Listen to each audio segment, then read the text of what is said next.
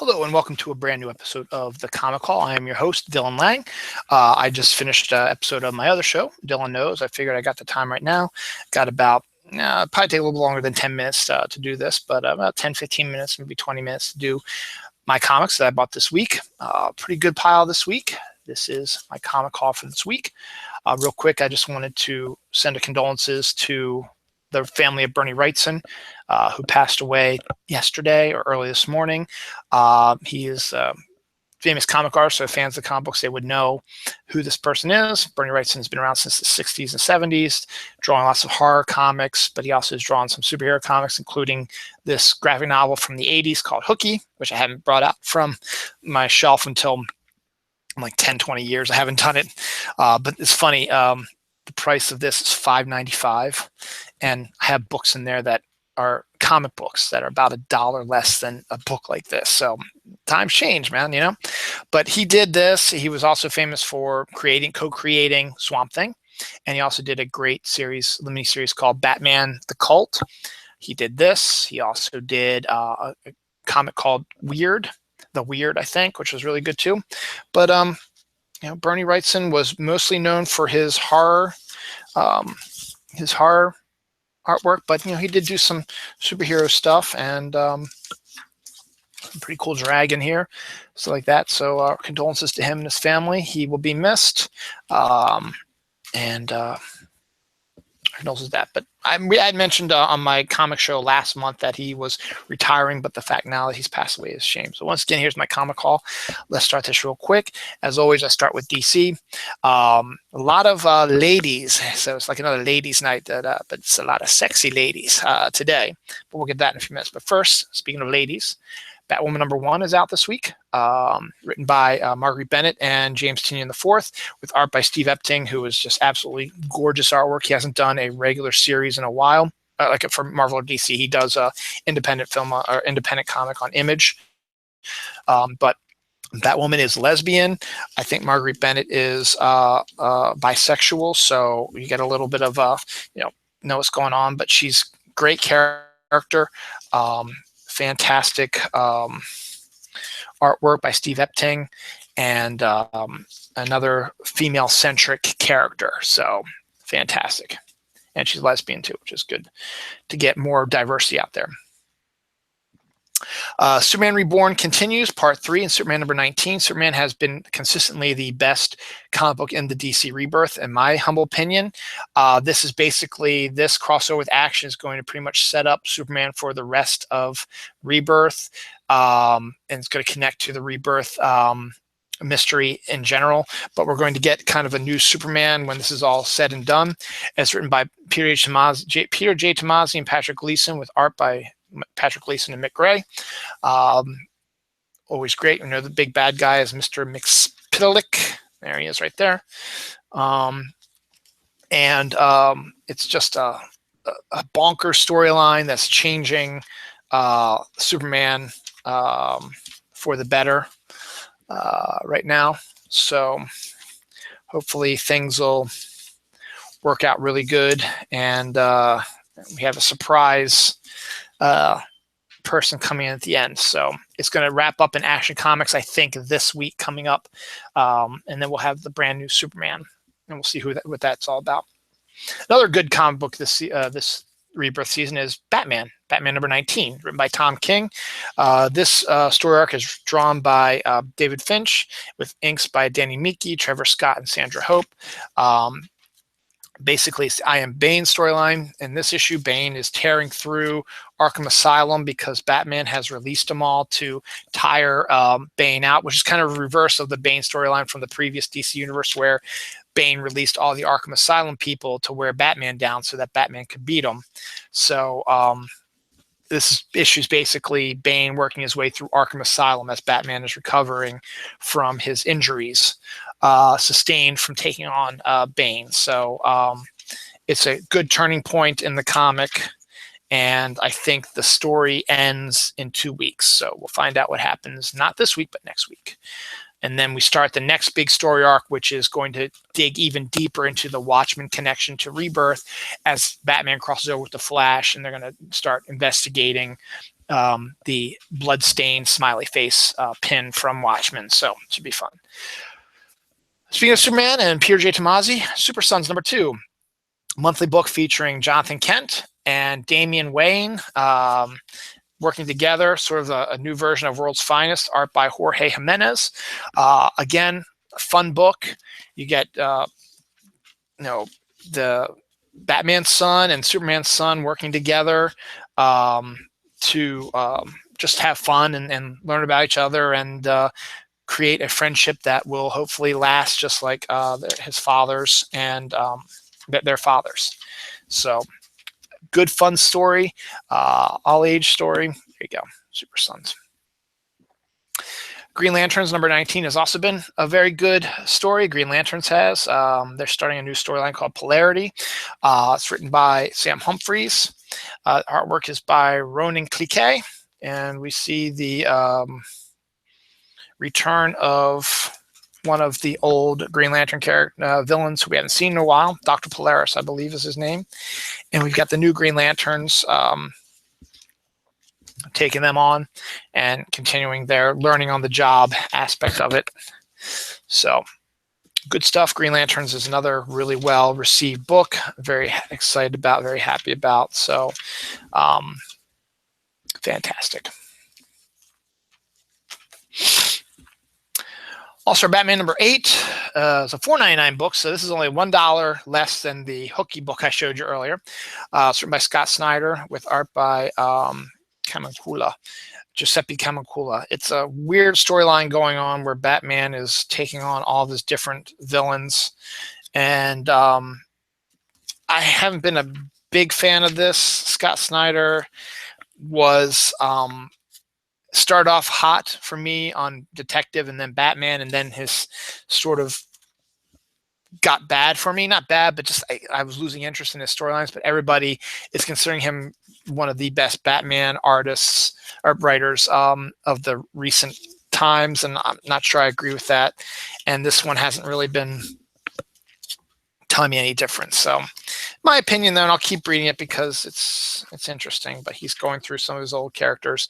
And then we have the backup with the new partner of Batman's, not Robin, I forget what the character's name is, written by Scott Snyder with Francesco Francavilla doing artwork. So whenever you get Francesco Francavilla artwork, it's always fun to watch that or to read that, so and see that. So fantastic. So you get 2 stories for the price of $5.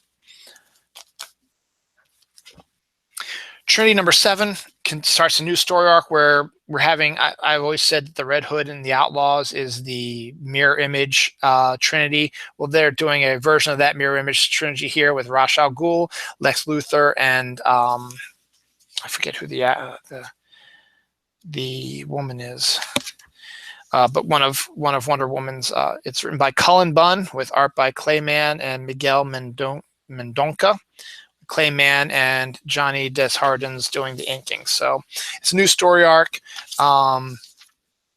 where you get Batman, Superman, and Wonder Woman's, some of their big villains teaming up to do a storyline. Cersei is the actress as the Wonder Woman's villain's name. So and this is what I was telling you about after the Iron Bane saga, the Batman Flash crossover, which we'll be talking about the Watchmen thing. So Trinity #7 new story arc begins. Harley Quinn #16, a couple of sexy ladies on here. Amanda Conner and Jimmy Palmiotti, fantastic writers. Amanda Conner's a great artist. Jimmy Palmiotti is a great inker, but they haven't really done a lot of that work lately.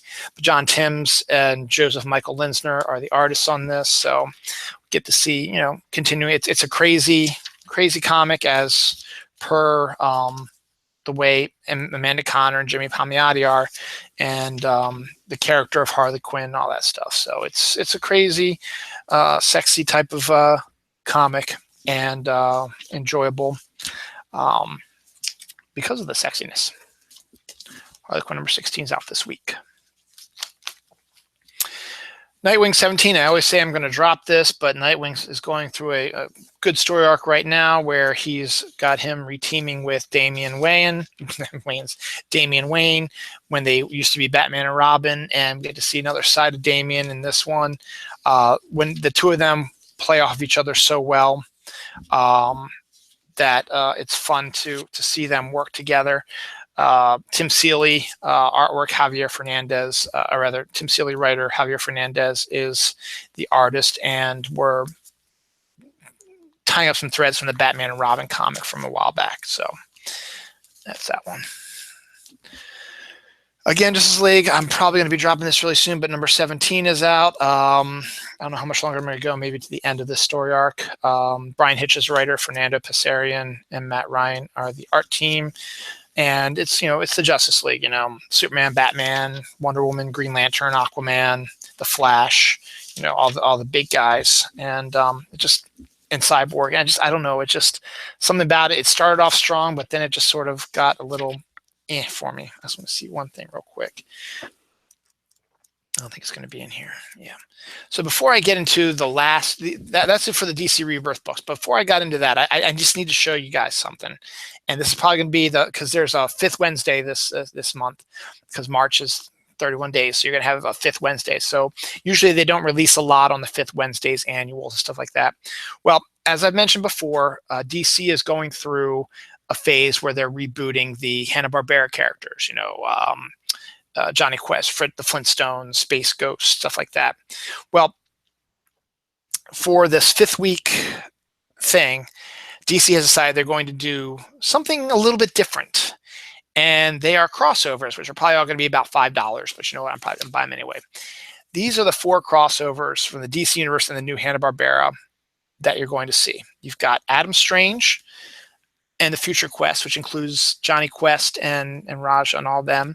It's written by Mark Andreyko and Jeff Parker with art by Steve Lieber. And also you get a bonus story, an updated version of Top Cat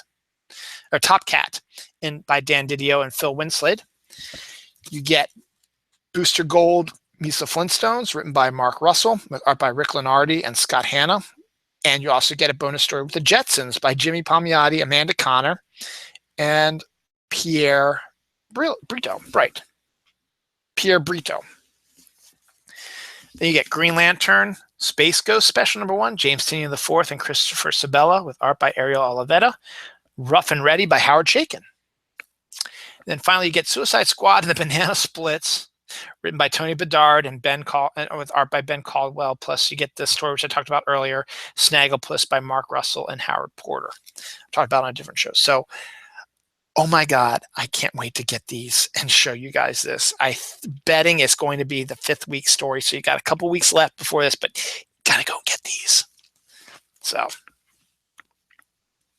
luckily, fifth week, there's not a lot coming out, so I'll be able to spend $20 on those 4 comics because there's not going to be a lot of stuff coming out that week. Now, jumping to DC's Young Animal imprint, we've got Cave Carson has a Cybernetic Eye number 6, Gerard Way and John Rivera writers, Michael Avon Oeming artist. That's why I'm sticking with it. I like Michael Avon Oeming's artwork, and the fact that Cave Carson is one of his co-stars in this is Wild Dog, who I really, really like as well. So it's crazy, insane stuff. And I will probably continue to get this series for a while because it looks good. So, and fun. And Michael Avon Oeming, I love his artwork. From the Wildstorm aspect, Warren Ellis is rebooting the Wildstorm world, the miniseries called Wildstorm. This is number 2, art by John Davis Hunt. I'm not digging it as much as I thought I would, but it's Warren Ellis and it's rebooting the Wildstorm saga. And eventually, once this is over, they'll probably be doing some Wildstorm new comics like The Authority and stuff like that. So we'll see what happens. So it's Warren Ellis and it's rebooting the Wildstorm. So it's good. That's it for DC. Marvel, I've been slowly dropping a lot of Marvels because I'm just not liking a lot of stuff they're coming out, but I had to pick this up. This is Amazing Spider-Man number 25. It's $10, but it's like 80 pages of story, and there's all kinds of mini stories, and there's starting the new story arc off written by Dan Slott with art by Stuart Immonen and Wade Van Grove Badger. So that's the main story. They're going to be the creative team on the series for the foreseeable future, and we're setting up the first storyline. Plus, Spider-Man is pursuing a relationship with Mockingbird, which I think is a really good idea because they have really good chemistry together in the comics. And we get the return of Silver Sable, which is fantastic. And then we get a bunch of other stories as well. Christos Gage and Todd Nook do a story as well. I like Todd Nook's artwork as well. Who's next? We got Spider-Man Zoom Zoom team up, Jacob Chabot and Ray Anthony Height and Walden Wong. I don't know much about Zoom Zooms, but it's probably for kids and something silly, so I'll pick that up. Then we have a story written by James Asimus with art by Tana Ford. Don't really know what it's about, but again, it's another, if it's going to be connected to the story in the end, I don't know. Then we get Young Peter Parker, written by Hannah Blumreich, who does the pencils as well, and Jordana Gibson, where young Peter Parker finds a stray dog. So that's kind of fun too. Tries to keep it. Then we get a silly 2-page spread of a cartoon, and then another big story arc, which is going to lead into Secret Empire, which is Marvel's new big crossover, written by Dan Slott with art by Giuseppe Camuncoli and Cam Smith, which reintroduces Otto Octavius to the Spider-Man universe. So you get, for $10, you get about 80 pages of story in here. You might not like everything in there, but you know what? Some nice artwork, some good stories and stuff that's going to set up Spider-Man for the next year or so. Finally, Monsters Unleashed is done. This is the 5th issue. It's going to lead into a new Monsters Unleashed series coming out later on this year. Cullen Bunn's the writer on this, and it's a new artist every issue. Adam Kubert is the artist on this. So it's giant monsters taking on the Marvel Universe, and it does set up the new series that is coming out. We're just going to focus on a small group of the monsters and their leader in the Marvel Universe. So we'll see them. Let's see if they have a date on it yet. April 19th. So it comes out April 19th. So Monsters Unleashed. If you liked this miniseries, you may as well check out I might buy the first issue of it to see if I like it, and I probably won't continue with it. Totally Awesome Hulk, number 17 by Greg Pak and Mahmoud Asrar. Features Amadeus Cho as the Hulk and his myriad of crossovers with Miss Marvel and a few other characters as well. Continues Silk is in there as well. Continues this new Hulk story.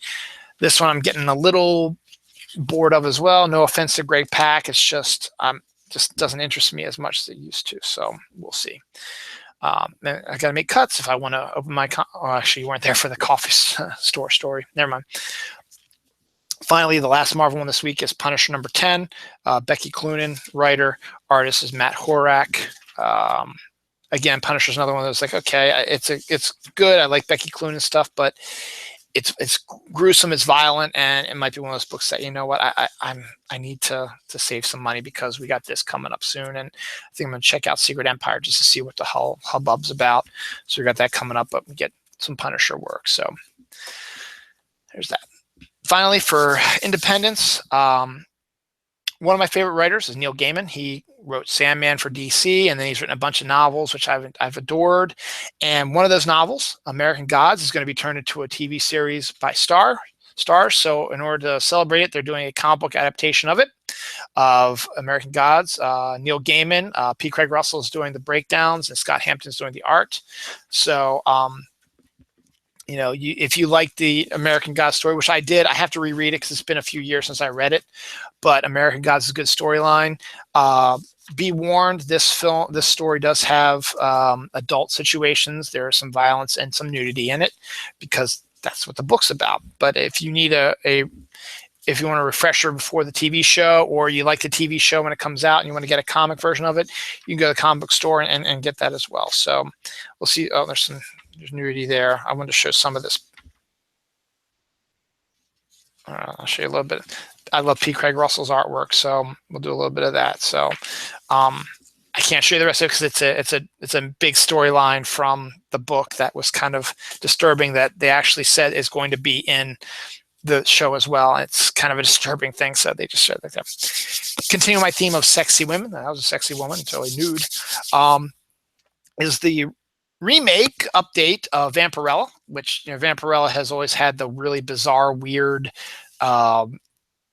sexy costume on, but Paul Cornell, who was a writer for Doctor Who, is updating Vampirella for the New Century with art by Jimmy Broxton. I got the 0 issue for 25 cents, and now it leads into this issue, much like what Dynamite did with Red Sonja. So we get it's Vampirella in the future. So we get to see how Vampirella handles the future, and she's not wearing her really, really sexy costume anymore, but she's still a vampire, I believe. So really interesting. So it'll be violent and stuff like that, but Vampirella is back in a new series. So if you were off put by her sexy costume, that one might be a little more up your speed. Speaking of Red Sonja, I'm enjoying the new reboot of Red Sonja written by Amy Chu with art by Carlos Gomez. Number 3 comes out this week.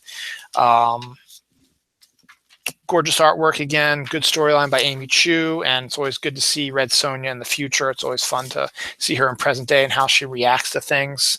So yeah, good story about that. Ooh, they have Funko Pops for Red Sonja and Conan. I might have to pick those up. So, and you still see her in her steel-plated uniform, but Red Sonja in the future.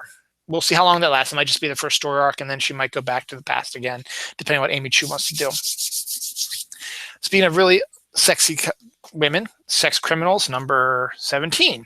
I couldn't show you the cover of the last one because I got the dirty cover, but this one I was able to get the last issue of the regular cover. It's written by Matt Fraction with art by Chip Zdarsky.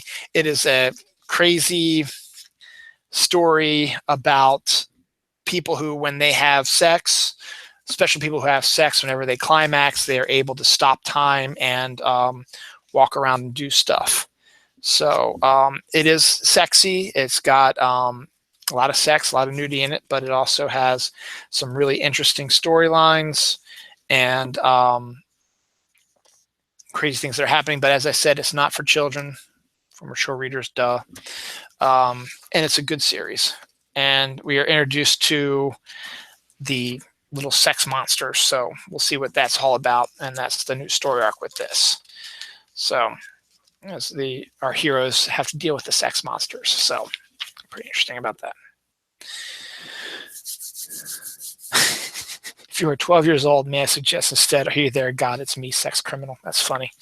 I talked about this earlier on my Dylan Knows show, but Manifest Destiny, great alternate history comic. The newest issue, number 27, is out. It's basically the premise is Lewis and Clark, as they were exploring the out west, they stumble upon giant monsters and creatures instead of just regular Indians and regular creatures. They actually are fighting supernatural creatures, and they're using the weapons of the day and having to live on their wits without anyone coming to help them. So, and Sacagawea is a badass, so it's great. So it's Chris Dingus, Matthew Roberts, Owen Glein. They've done every issue, so they're going to continue to do it. It's their series. Finally, from Boom Studios, The Deep, number 3. It's kind of like The Incredibles, but it's a family of underwater explorers. Maybe like the Fantastic Four also. Tom Taylor, writer. James Brower, artist. I think it's for all ages. And it's intrigued me, and it's only a 6-issue miniseries, so I might stick with it. So it's underwater. It's sort of like the abyss. All right, I'm done. Thanks for hanging out. Next week, some good stuff coming up. Don't know when I'll be doing a new episode of this. I did it Sunday. I might try to do Wednesday, or it might be next weekend. We'll see what happens. All right, thanks for watching. Go to your local comic book store. You need to find one. Go to your CS, type into your search engine, CSLS, Comic Shop Locator Service. Put in your zip code. It'll let you know every comic book store within a 50-mile radius of where you live, and you go find and go get some comics, get some of those comics as well, and enjoy. Bye.